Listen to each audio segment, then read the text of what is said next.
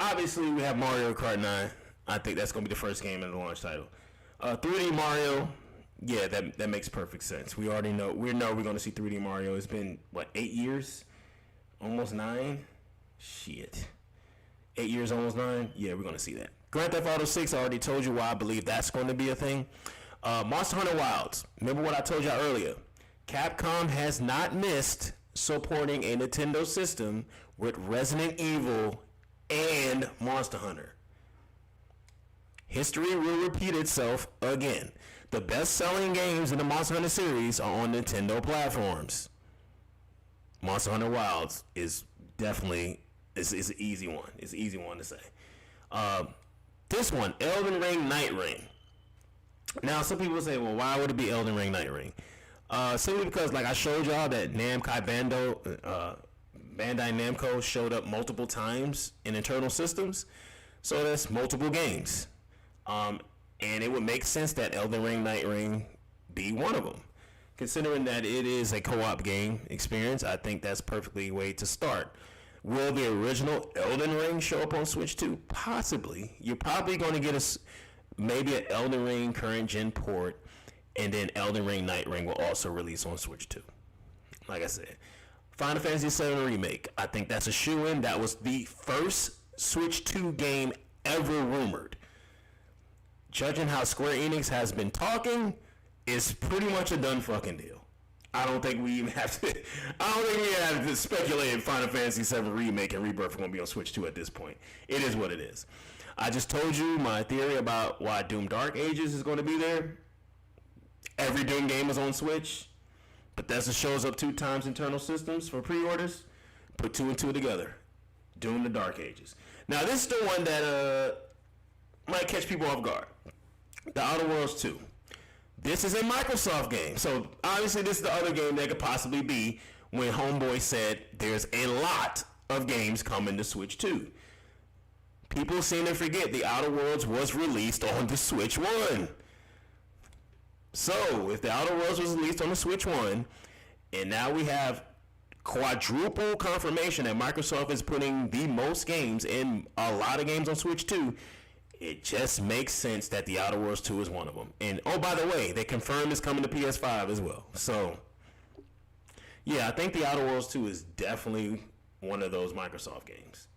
The next image, I don't agree much with Pokemon Legends EA. I don't agree with that. Like I was telling y'all earlier, I don't think there's no cross-gen titles. I don't think there's any cross-gen titles. I think backwards capability and the way backwards capability is going to be done this time around is going to be a very, very big vocal point on core focus on Switch 2. So, next thing, Kid Icarus Uprising. I'm going to go out on a limb and say the game that Sakurai has been working on for the last 2 years is a sequel to Kid Icarus Uprising. I think it's going to be Kid Icarus whatever. Kid Icarus Uprising 2 or whatever else he wants to call it. I think this franchise comes back, and I think that's what he's been working on. Sakurai did say he got approval to work on a game at lightning speed or some shit like that. He said somewhere along those lines. And he's been working on it for 2 years.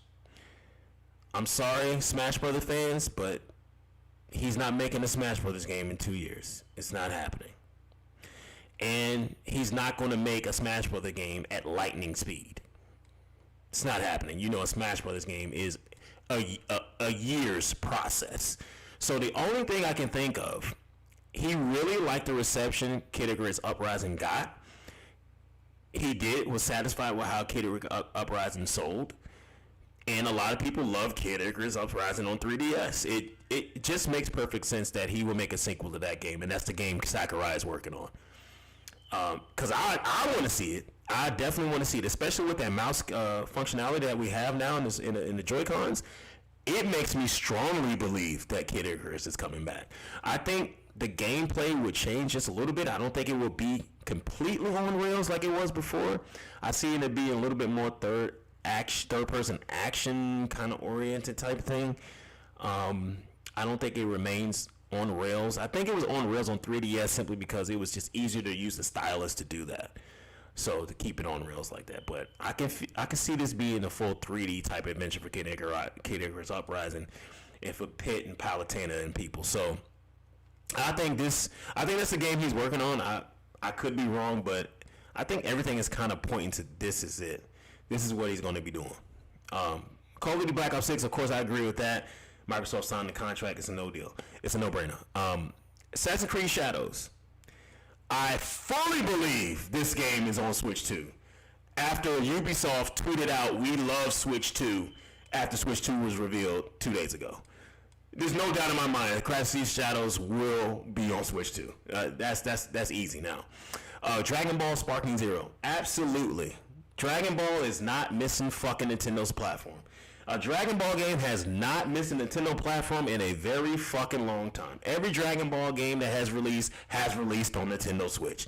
It ain't gonna change with Switch 2. Dragon Ball Sparking Zero is going to be on Switch 2, and I'm willing to bet it's going to be their launch day. Metaphor ReFantazio. Like I said, same situation with Dragon Ball. Atlas has been supporting Switch heavily with all the Persona shit. I don't think that's changing. SMT5 was on there. I think Metaphor is a shoo-in. Also with like Dragon Ball Sparking Zero, I think Metaphor ReFantazio is going to be there day one when the game comes out, when the system comes out. I think that's just a no-brainer. I think that's a no-brainer right there. Arch Systems was on the document. They was on an image of third-party developers that Nintendo did share. So Double Dragon Vibe kind of does make sense. I think that is one of the games. Sonic Racing Cross Worlds, I think that's a no-brainer. It's Sega, it's Sonic, it's going to be on the Nintendo platform. Koei Tecmo released Dead or Alive Dimensions on 3DS. I think I'm going to go out on a limb and say Koei Tecmo is releasing Dead or Alive on Nintendo Switch 2. Maybe a sequel directly to Dimensions. I don't know.